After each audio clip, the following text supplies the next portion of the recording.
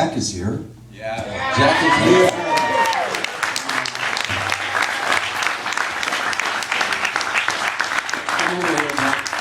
Yeah, come again. Jack, come up here.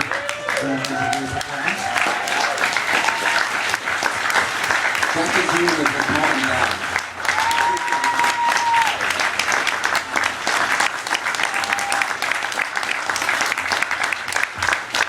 And Arden is here too.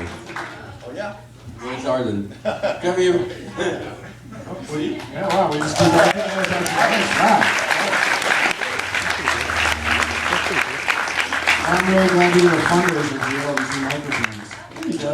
Hey. Hi. Nice to meet you. Nice to meet you too. Well, you know, we have so many cast members tonight. Maybe I should ask you guys some questions. First off, Bill, Quinn told me yesterday that you showed that none of the accent or weird or the ponytail or the verbal rhythms were in the script. That you showed up like with serious ponytail demands. That we needed a selection to choose from. Can you tell me a little bit about like how that interpretation came to you? Like what meditation? I remember calling my wife on the first day we were shooting and saying to her, and her saying to me, has he seen anything yet? And I said, no, I'm just really nervous about it. You know, whatever we were going to do that day. You know, I read the script for the first time. His name is Master Chang. He's a white guy. I'm in. I'm in right now.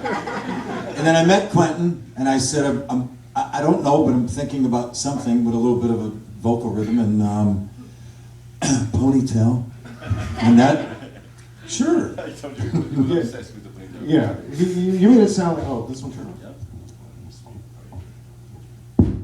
Working. He made it sound more like it was a demand, like ponytail or I'm out. No demands. We didn't have time for demands. Yeah. How many days did we shoot the film in? 17 days, I think. No, a little more, like 22. 22? And you were here like 3 days, right? 3 days. Well, we talked about, you know, it's such an idiosyncratic script. I'm curious if maybe the three of you guys can talk about what it was like reading it the first time and how you perceived it.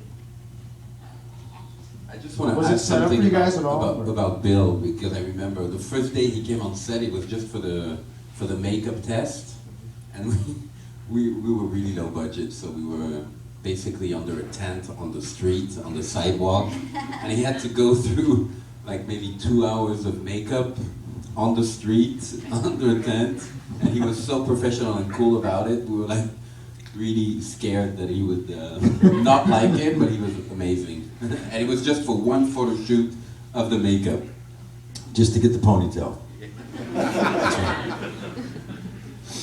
So, any comments on like maybe the Well, first time you guys when I first got the audition, it was like at first I just saw the character description, and it was like a 55-year-old angry female or like mad boss, and I just thought, perfect. Yeah, I was like nailed it. And then I was like, did they email the right person? And then I was reading it, and then it was like, and the office was pouring rain, and But I was totally in, and I thought, well, fuck it, I'm never going to get this, so I'm just going to go for my version of a scary lady who would work in a pouring office. And then I didn't hear anything for like 2 months, and they're like, so you got booked on wrong? Like, what? I mean, it was, you never know. I guess you never know. By the way, one of my favorite jokes is that the boss has a lot of dry towels. Yeah, she sucks. She runs a tight ship for herself. Yeah. Last time you talked about... But that was not a joke, actually. Oh, dead serious. See, a movie, it's an open metaphor. You take it as you will, guys. And then, and Jack?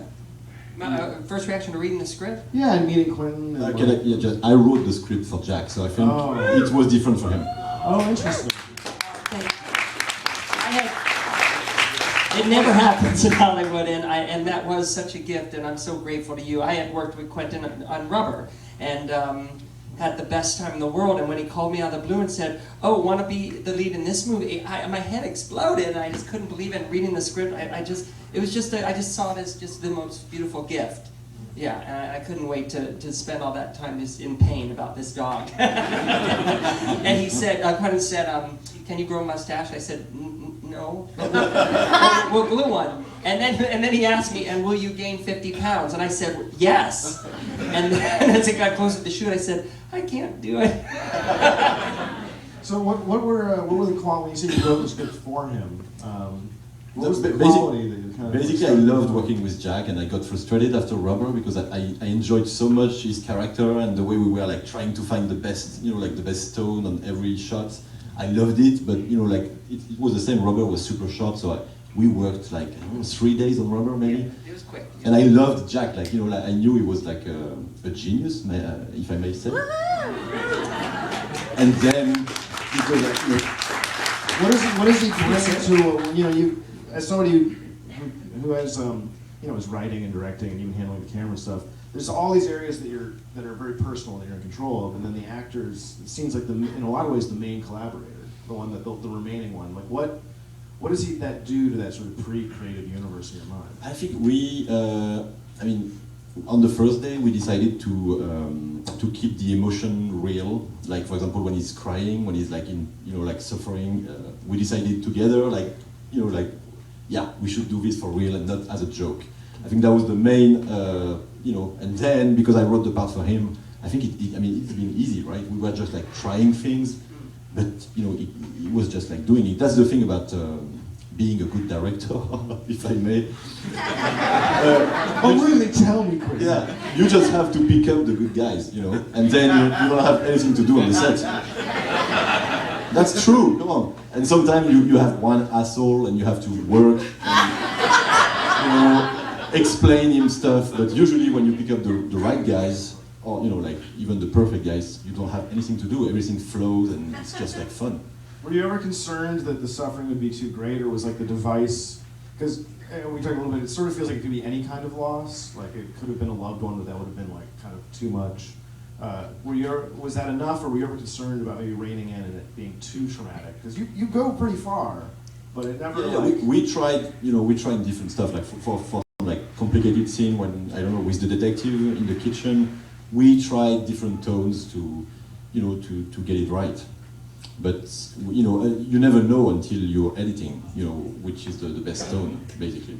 I like what you say about playing it straight too, because I've noticed there's different trends of like when people say, "Oh, this movie is so surreal," they think it's going to be like crazy and batshit, but really this felt. If I can get pretentious for a second, like when I think of movies by like Buñuel or something, they're very, very dry. There's usually just one thing that's a little turned, and it's very consistently like that in the film. It's like the tree turned, everybody else is going to behave exactly the way they would behave otherwise, without batting an eye. Yeah, to me, it's almost like real life. I mean, I think movies tend to be too logical sometimes, and this is more like life. Like life is absurd in a way. No, really, I do think so. So based on reality, based on a true story. Yeah. Pretty much. I want to give you guys, because we have another show coming in, and I got to talk about it a lot last night. Give some people some I chance was to ask talking some more questions. than last night. What's the other show?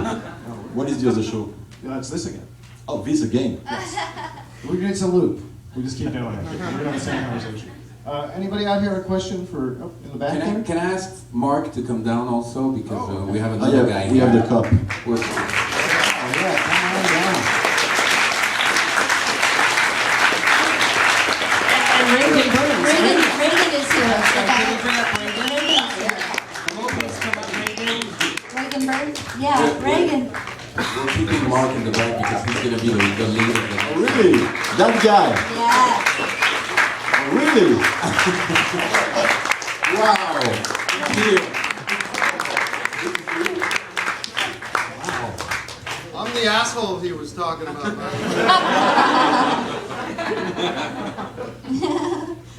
Anything you guys would like to say about your experience on Wrong? I drove in that desert for a long, long time.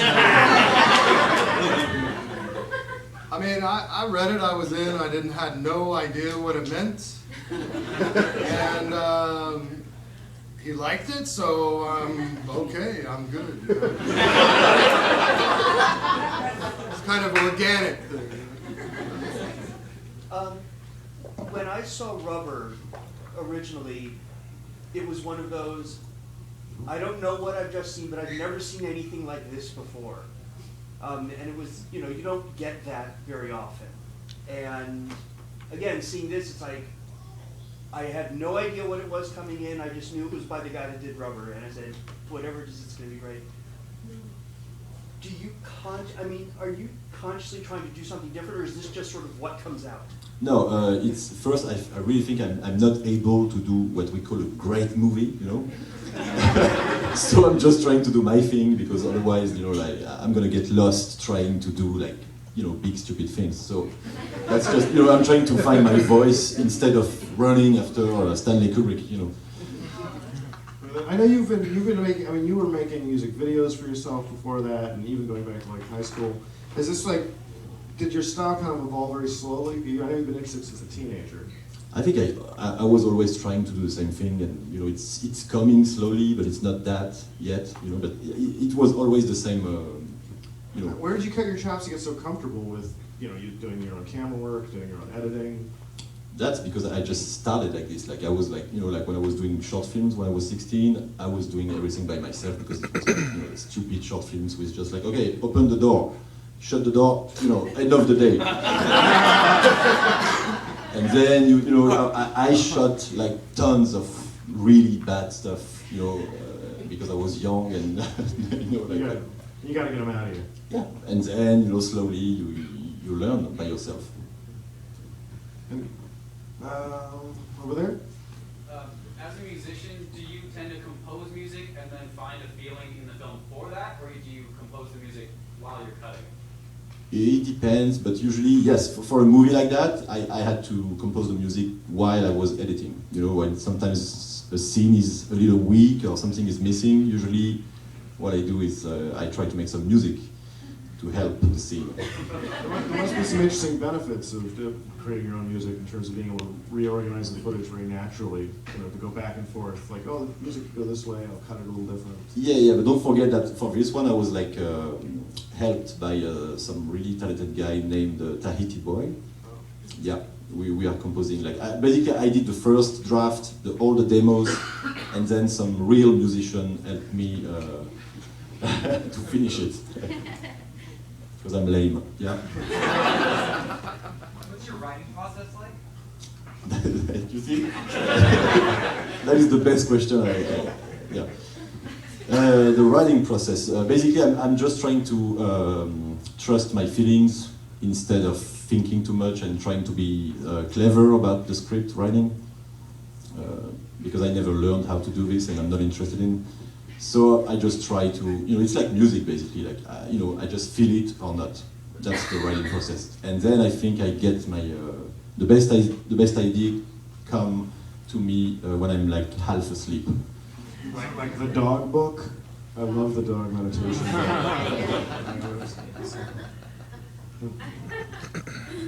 Right here? Yeah.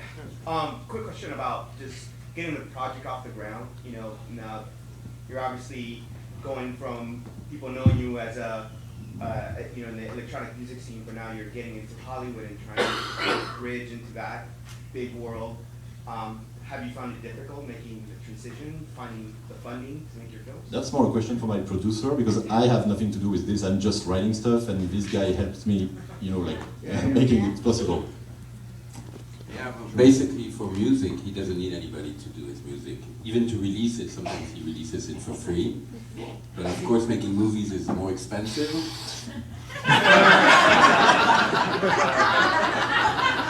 That's Bill stuff.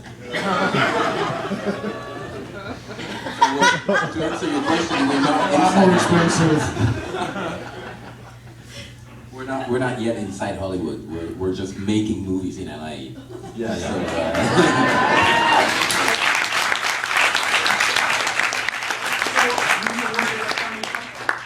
So where did the funding come from? It would probably be a very boring answer. It's a raffle. But that raises an interesting question. You guys are making movies in LA. I mean, you originally said you wrote the script in French. Last night you were saying translate, and then had to translate it into English, and then rewrote it again to why go through the trouble of all of that and not make films in French?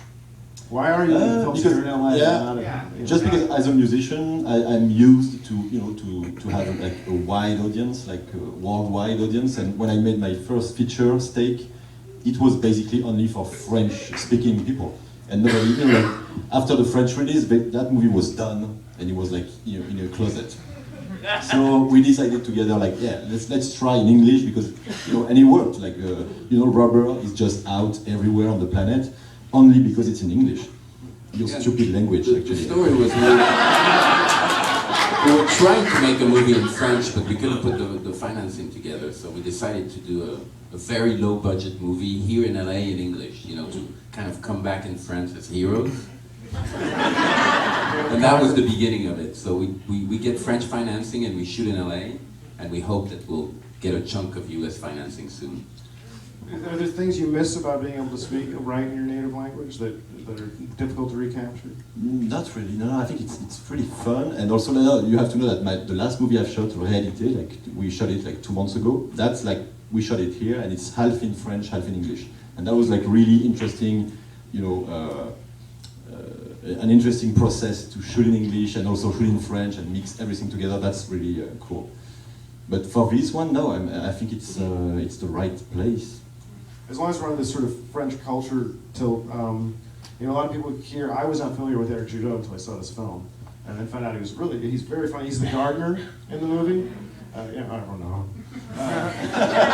And he's really good. I didn't know, could you tell us a little bit, obviously people aren't familiar, a little bit about him, because he's very funny and he's an interesting person. Yeah, Eric is, he's like part of a duet. They're called Eric and Ramsey. And they're like very famous in France. They do like TV shows, movies, and they were like, let's say like, I don't want to be insulting, but 10 years ago, they were like the main thing in France. They're like really dumb, like high in space humor, very funny. And so in France, he's going to be on the poster.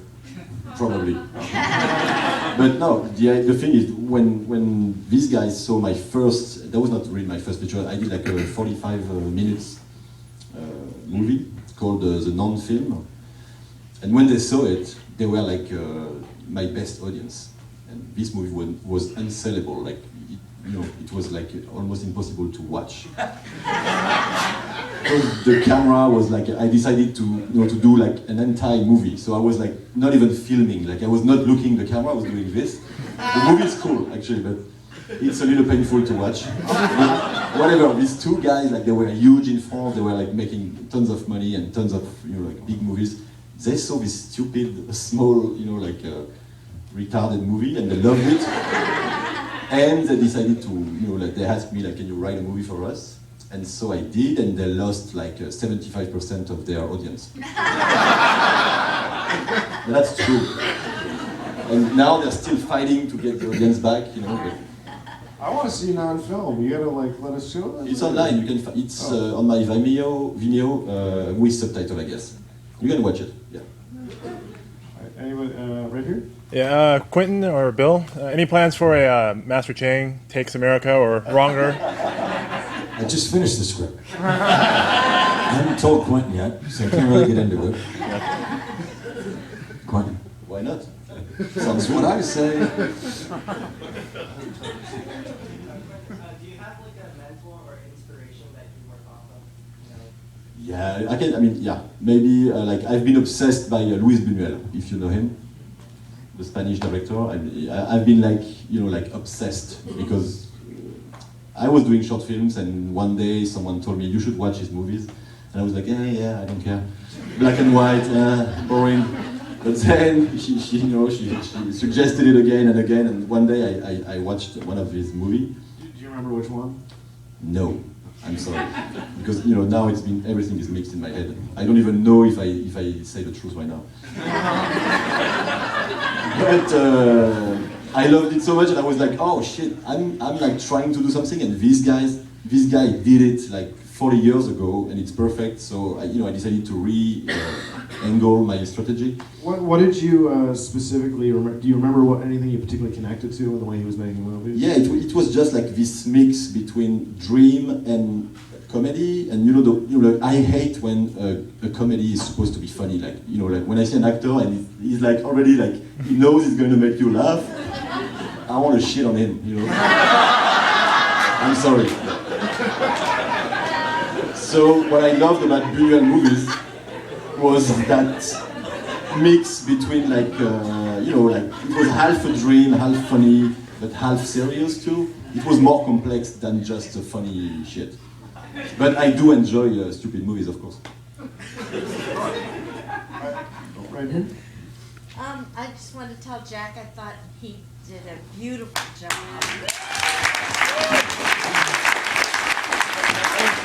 Thank you, Lily.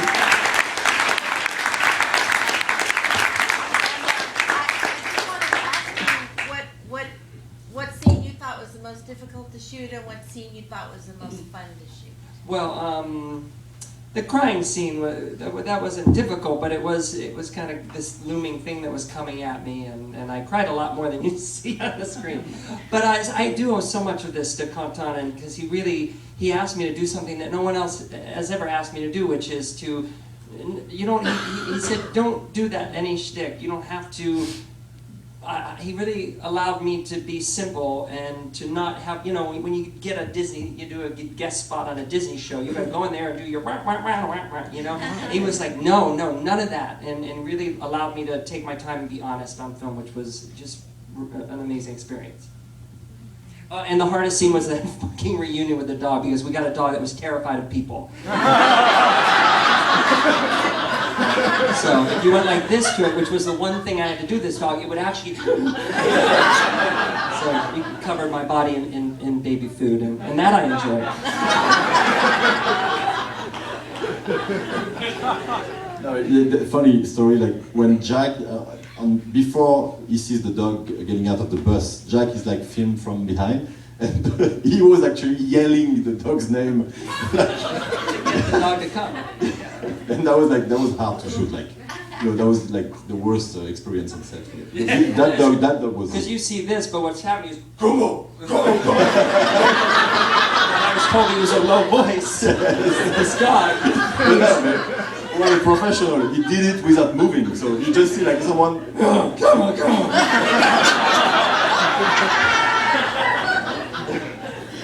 Yeah, Kuma was the name. Any other questions? You guys are over here. Okay, so Wrong Cops, you're in that, and then that's coming up, and that already screened partially at Sundance, right? Yeah, like bits of it. We screened 3 chapters, but now it's a movie, so it's different. It's like, you know, now it's like a movie. But we've shot like 7 different chapters, and now everything is mixed into a movie. And this guy is the lead. He's the cop, the same cop you saw in Wrong. And he's like torturing Marilyn Manson, and some other great people. That's gonna be like a full. It's Yeah. gonna be all pieced together, and then. It is a movie. It is a movie now. Yeah. We'll watch it here. Yes, probably. I hope so. How is it? You know, you talked before about each movie you want. That part of Wrong was you trying to kind of, in some ways, get it further away from Rubber, and then you said Wrong Cops is further away from Wrong. Just to give, I know you can't say too much, but how is Wrong Cops different than Wrong? Like how did you rubber band in another direction? Yeah, it's hard to tell. Honestly, I'm just finishing the editing.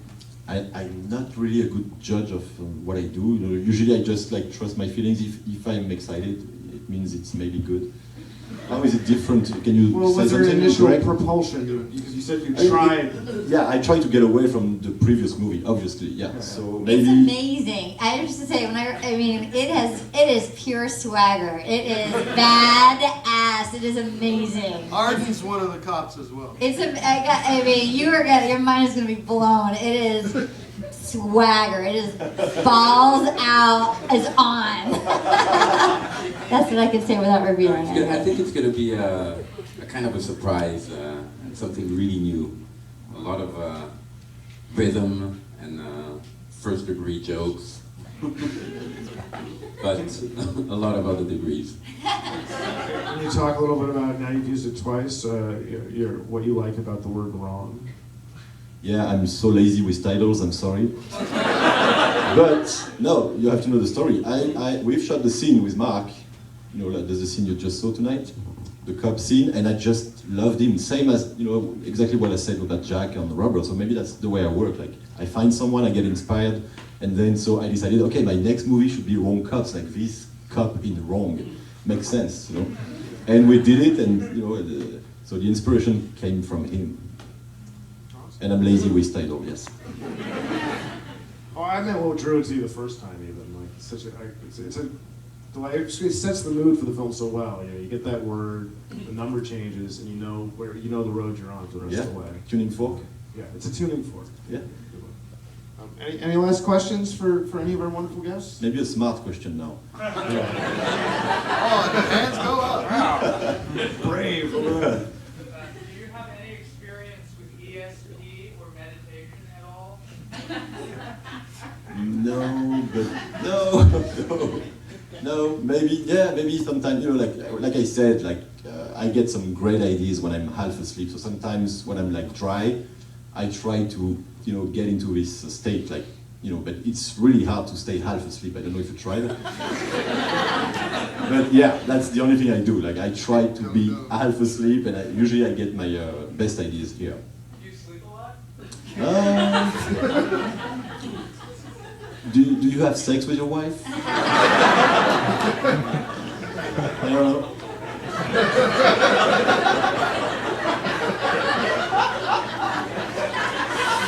I think that's going to be the next question. Oh yeah, I can feel it. What other composers are you collaborating with? I'm sorry, it's a little hard to hear it. Yeah. What other composers are you collaborating with? You mean now? Yeah. So Wrong Cops is all about my music, my stupid music, and it was a pleasure to use like tunes from my short discography. And for the next one,